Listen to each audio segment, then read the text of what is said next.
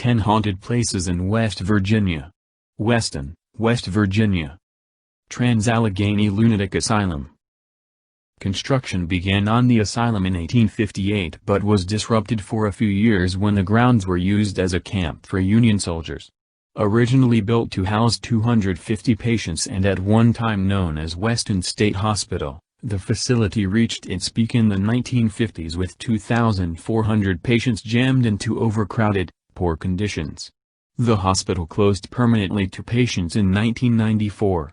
Witnesses have reported doors slamming, shadowy figures, and blood-curdling screams from within the building's walls. The asylum offers ghost tours and history tours throughout the year. Popular television series that have visited the asylum include Sci-Fi's Ghost Hunters and Travel Channel's Ghost Adventures and Paranormal Challenge. Princeton, West Virginia Lake Shawnee Amusement Park. When Lake Shawnee opened in the 1920s, no one knew about its bloody past. The site housed a terrible skirmish between Mitchell Clay and the Shawnee Indian tribe after 3 of Clay's children were brutally murdered by the tribe. Clay sought revenge and killed several of the Native Americans. There was an incident where a little girl in a pink ruffled dress was taking a turn on the swing ride, when a delivery truck crashed into the ride, killing her.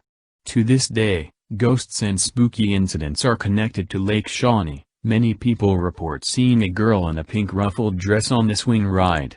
Others claim to see children on the Ferris wheel.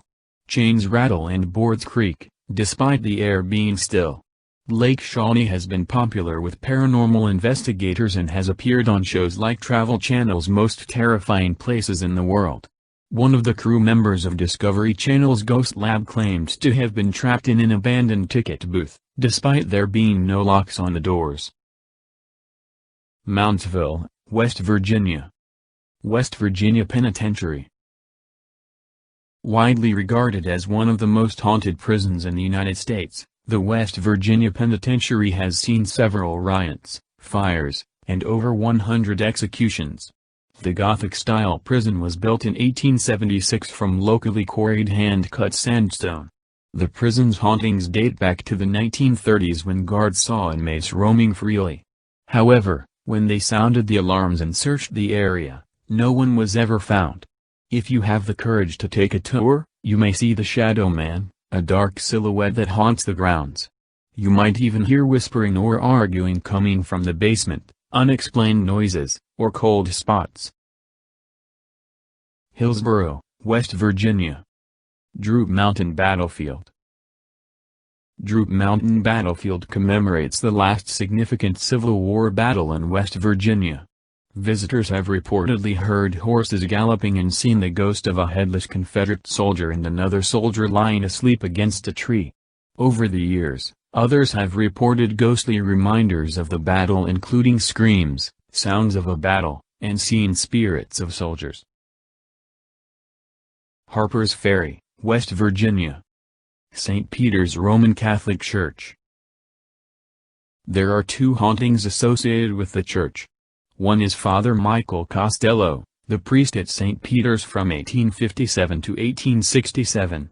He would find himself in the center of battle when he was only 28 years old, not only during the raid by John Brown but later when he stayed in the city during the Civil War.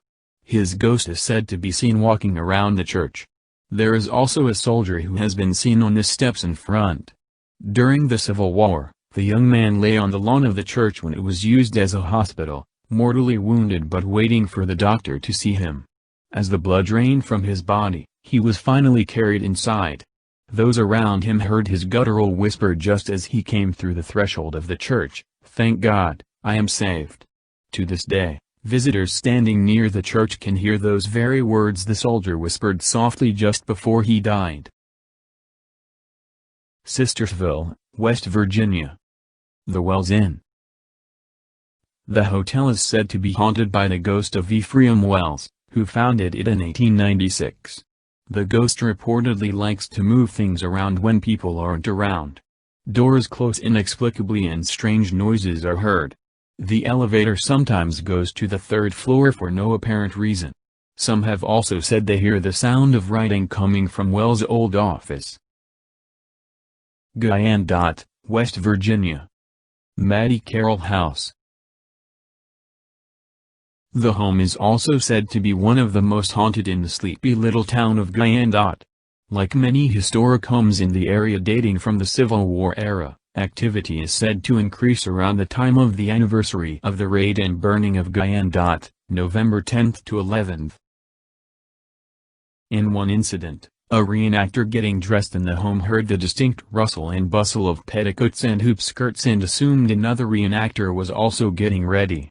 However, when she went to go see if the lady needed anything, no one was found. A man in a black trench coat and a wide-brimmed hat has recently been seen in the home, as well as another apparition of a man, possibly a Confederate soldier. Maddie Carroll has also been heard and even seen. Phantom piano music is often heard drifting from the empty home. Point Pleasant, West Virginia. The Low Hotel. The Low Hotel was originally opened between 1901 and 1904 under the name of the Spencer Hotel. The mezzanine between the first and second floors is home to one of the most famous of the Low ghosts. A beautiful, but disheveled young woman is seen dancing to music only she can hear. She is barefoot, wearing a nightgown, and has long, flowing hair. It is rumored that she is the ghost of Juliet Smith, Homer Smith's middle child, and only daughter. On the second floor, a small child between 2 to 3 years old is seen riding a tricycle. Other times, only the sounds of laughter or the squeak of tricycle wheels are heard. It is generally felt that the child is a residual imprint of one of the Low children who lived and grew up in the hotel. In the fourth-floor ballroom, it is said that the sounds of a string quartet can be heard playing, day or night. Parkersburg, West Virginia. Blennerhassett Hotel. The hotel was built in 1889 by William Chancellor, a wealthy businessman of Parkersburg.